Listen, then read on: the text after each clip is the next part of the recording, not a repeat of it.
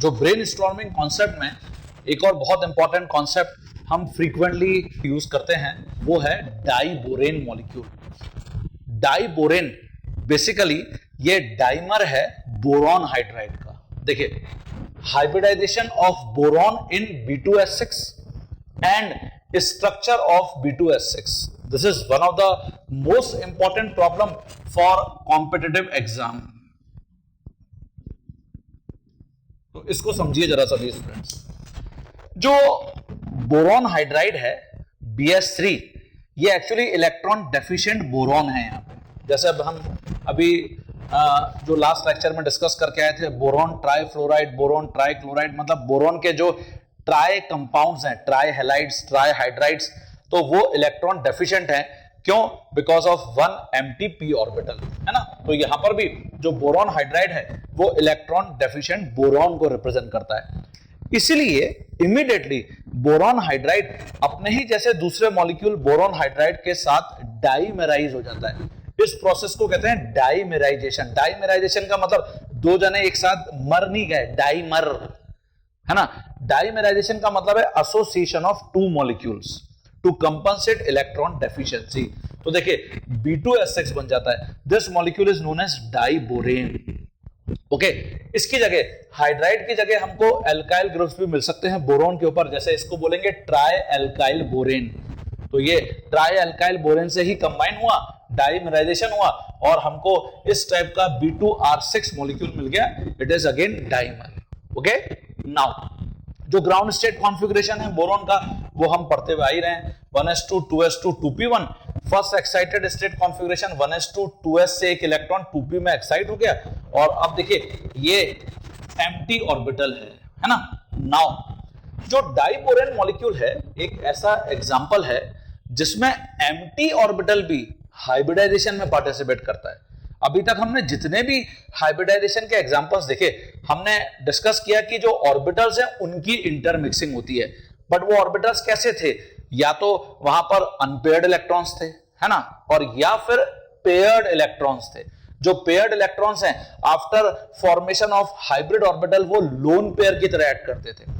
ये एक ऐसा मॉलिक्यूल है, ऐसा एग्जांपल है जिसमें जो एम्प्टी ऑर्बिटल है ये भी हाइब्रिडाइजेशन में पार्टिसिपेट करता है। तो इसीलिए स्टूडेंट्स जनरली ये मिस्टेक करके आ जाते हैं। अगर बोरॉन की हाइब्रिडाइजेशन पूछी जाती है डाइबोरेन में तो हम sp2 लिख के आ जाते हैं। ये रॉन्ग है, ये sp3 हाइब्रिड ऑर्बिटल यूज करता है। तो दिस इज वेरी इंपॉर्टेंट, ठीक है।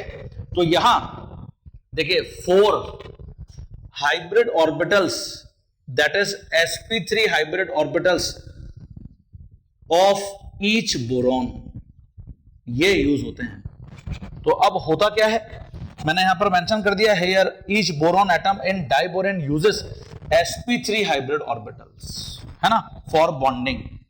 Out of 4 hybrid orbital, each boron atom with 1 empty sp3 hybrid orbital as shown by broken lines, जो मैं आपको वहां पर बता रहा हूं, फॉर्म इलेक्ट्रॉन डेफिशिएंट बॉन्ड्स, जिसको हम बनाना बॉन्ड या ताऊ बॉन्ड या ब्रिज बॉन्ड बोलते हैं। जरा समझिए यहां पे देखिए, ये मैंने जो डाइबोरेन है उसका जो स्ट्रक्चरल अरेंजमेंट है वो लिखा है।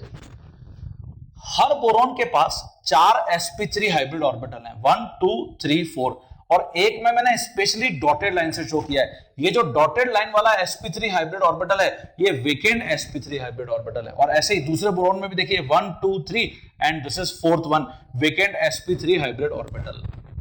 तो नाउ होता क्या है इसके अंदर, जो बोरॉन का sp3 हाइब्रिड ऑर्बिटल है जिसके अंदर सिंगल इलेक्ट्रॉन है, वो हाइड्रोजन के 1s ऑर्बिटल जो स्फेरिकल s ऑर्बिटल है उसके साथ ओवरलैप कर रहा है ऐसे। तो ये तो नॉर्मल बॉन्ड हो गए, ऐसे ही वहां पर भी बोरॉन में। लेकिन आप देखिए जो बीच में बोरॉन, हाइड्रोजन और बोरॉन के बीच में बॉन्ड बना है उसमें ये जो sp3 हाइब्रिड ऑर्बिटल है जो सिंगल इलेक्ट्रॉन है जिसको मैंने यहां पर रेड इंक से यहां पर शो किया है, वो हाइड्रोजन के साथ ओवरलैप कर रहा है।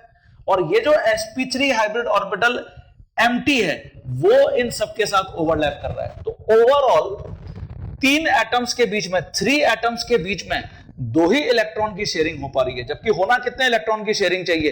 4 इलेक्ट्रॉन्स की शेयरिंग होना चाहिए था। इसका मतलब थ्री सेंटर्ड मतलब थ्री एटम्स के बीच में only two electrons are shared, that's why this type of bond is known as three centred two electron bond, 3C2E bond. Okay, ऐसे ही यहां पर है, ये जो बोरॉन का sp3 हाइब्रिड ऑर्बिटल है विद वन अनपेयर्ड इलेक्ट्रॉन, वो हाइड्रोजन के साथ ओवरलैप कर रहा है, प्लस जो एम्प्टी sp3 हाइब्रिड ऑर्बिटल है उसके साथ ओवरलैप कर रहा है। तो बोरॉन और बोरॉन के बीच में ऐसे दो यहां पर three centred two electron bond बनते हैं। ये देखिए, ये बोरॉन और ये बोरॉन, ये 3C2E बॉन्ड, ये देखिए हाइड्रोजन का इलेक्ट्रॉन और बोरॉन का, इस बोरॉन का ये वाला इलेक्ट्रॉन है ना, ये थ्री एटम्स के बीच में शेयर्ड हैं, इसलिए ये इलेक्ट्रॉन डेफिशिएंट बॉन्ड है।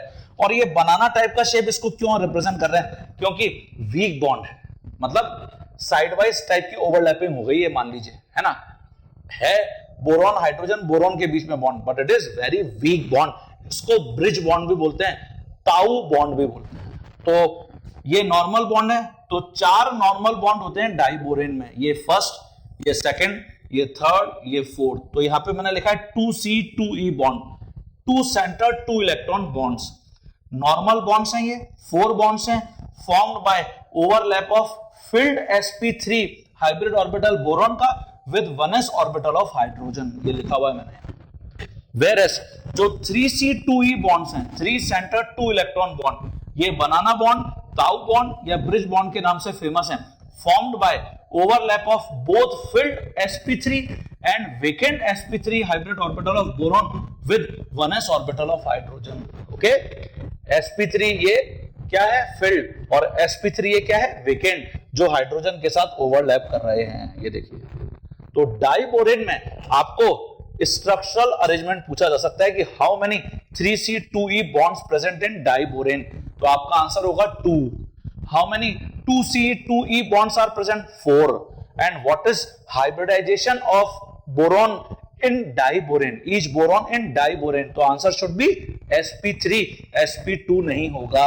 ओके, तो यही मैंने यहां पर भी लिखा है कि B2S6 जो डाइबोरेन मॉलिक्यूल है, special molecule in which vacant p orbital also taking participate in hybridization, vacant orbital भी यहां पे हाइब्रिडाइजेशन में पार्टिसिपेट कर रहा है। तो होप ये जो डाइबोरेन की केमिस्ट्री है, ये आपके लिए एक ब्रेन स्टॉर्मिंग कॉन्सेप्ट है